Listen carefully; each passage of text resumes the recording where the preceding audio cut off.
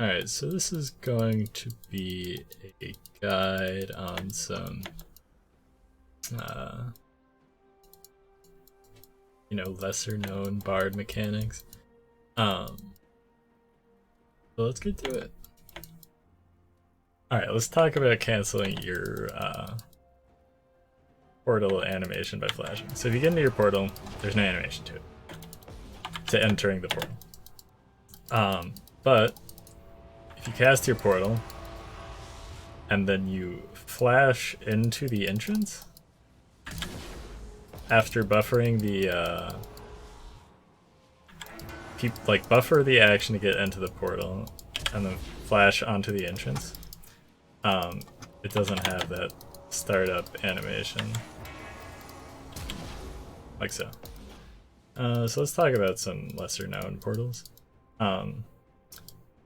On the enemy side of the map, this counts as a wall for you. If you're on your side of the map, see, you don't have those tiles that are blocking you, so this is not considered a wall for you. So you can't do this on your own side of the map. But you can cast a portal through that, like so. So you probably know getting out of base. I'm sure you know getting out of base, but you probably know this one as well. That you can portal along the side here. And there are actually some, decent length portals like this one you can do if you're really pressed up against the wall, to gain a little distance. Yeah, that's not one of them. And so the thing about Bard E is you don't, only a part of it has, so you see the width of this hitbox here, we're gonna call it a hitbox. If any part of that is touching terrain, the portal continues. It doesn't exactly have to be inside of terrain to make a portal all the way there. Like, this seems like it's barely there, but it's still doing it. And so considering this, we can look at another thing. Alright, so another mechanic about Bard E, now that we've talked about that, is, so if we consider the fact that if any part of the E is touching terrain, then it continues, we can,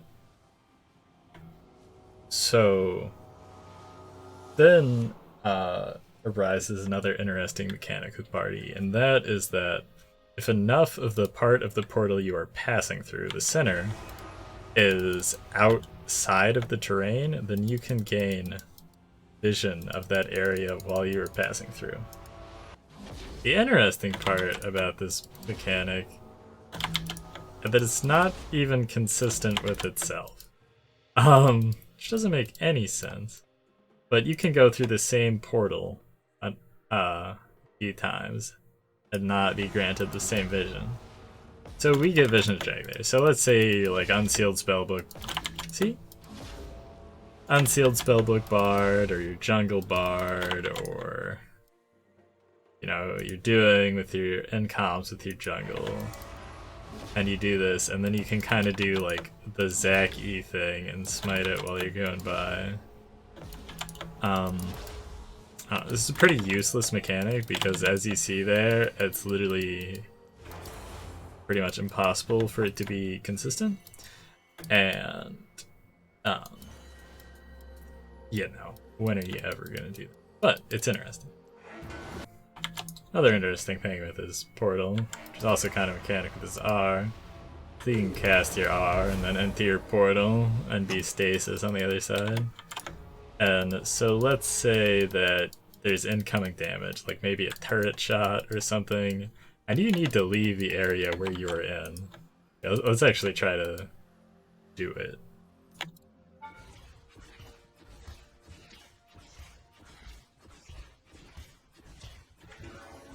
I'm pretty sure I'll die.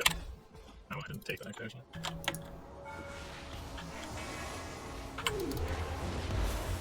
Alright, so see, we dodged that tower shot there by stasing ourselves as we're going through the portal.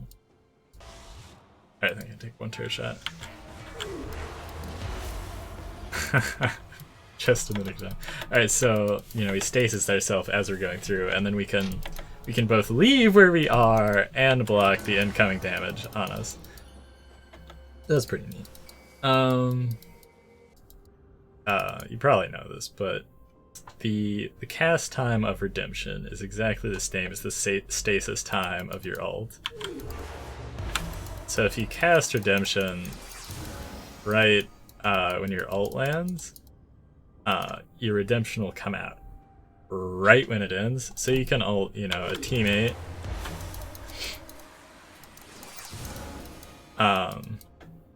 And then Redemption them, and then they're, you know, almost guaranteed to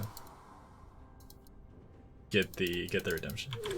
Let's set up 3 enemies in a line.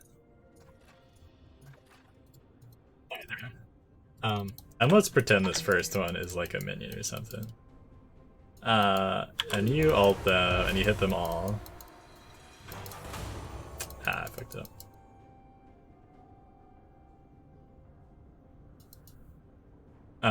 And you ult them and you hit them all, and I'm probably gonna cut here because it's probably gonna take me a few tries to get this.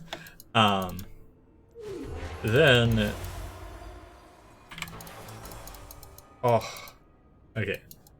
So you see the intent though is that you know, when they come out of your ult, you can get your Q to be inside of them, and well, that just felt like bullshit. But yeah, so you can do that.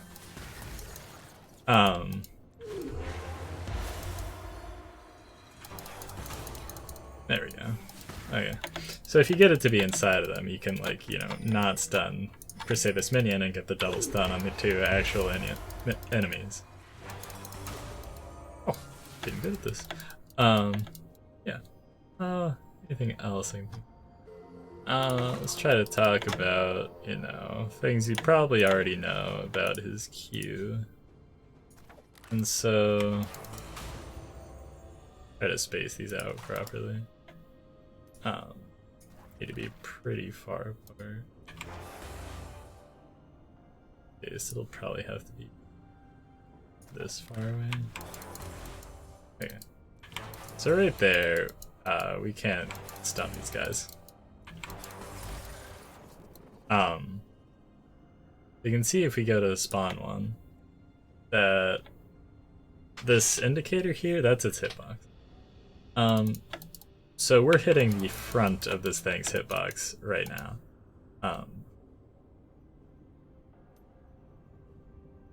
You know, but if we try to hit the edge, you know, of the hitbox, then we can actually get the Q to extend further. And we can even hit the edge with the edge of our Q, and then try to come in contact with the nearest part of the enemy hitbox. Like so.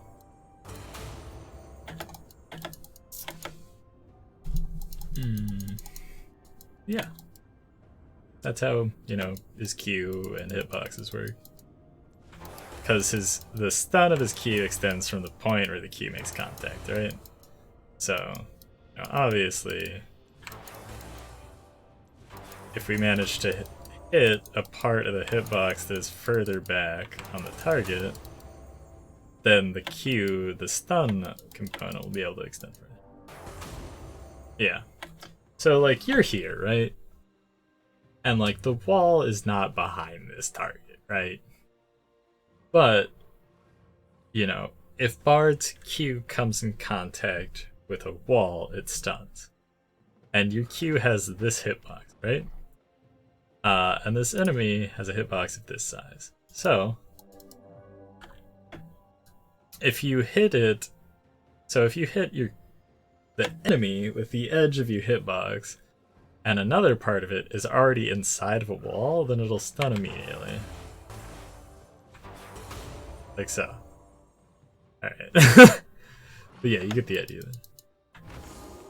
You know, it seems like there aren't a whole lot of interesting mechanics with Bard W, because, you know, Bard W's.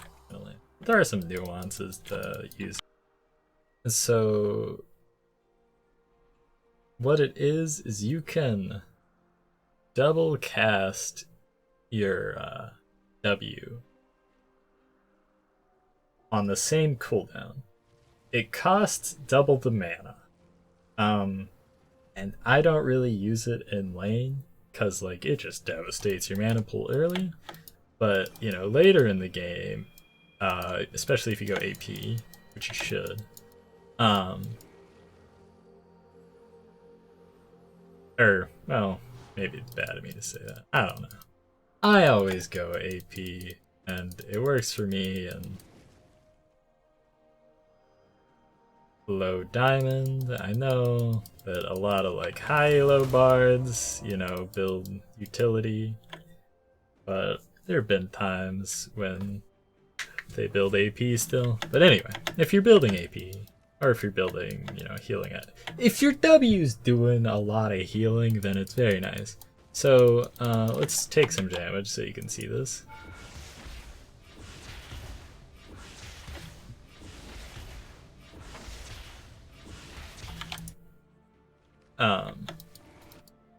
So basically let's turn off auto refresh cooldown so you believe me. So basically what you do is you cast your W somewhere, and then assuming you have self-casting an ability set to, you know, alt and the ability key. So if we alt W, we cast it on ourselves, right? So to do this double cast, what we have to do is we have to cast it somewhere, and then almost simultaneously, I believe there's like a 5 millisecond window to do this. We alt W and cast it on ourselves. We can double cast the W. And so the thing about this is that one of them has to be on ourselves and uncharged, but it can be very nice late game. So like, what it is I W somewhere. Alright, let me try that again. W somewhere, and then alt W myself. So, you know, we're taking a bunch of damage. So I just double W there.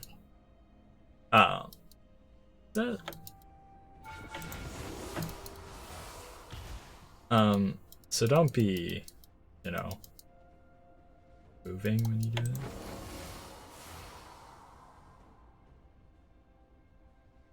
Or clicking too much, I suppose.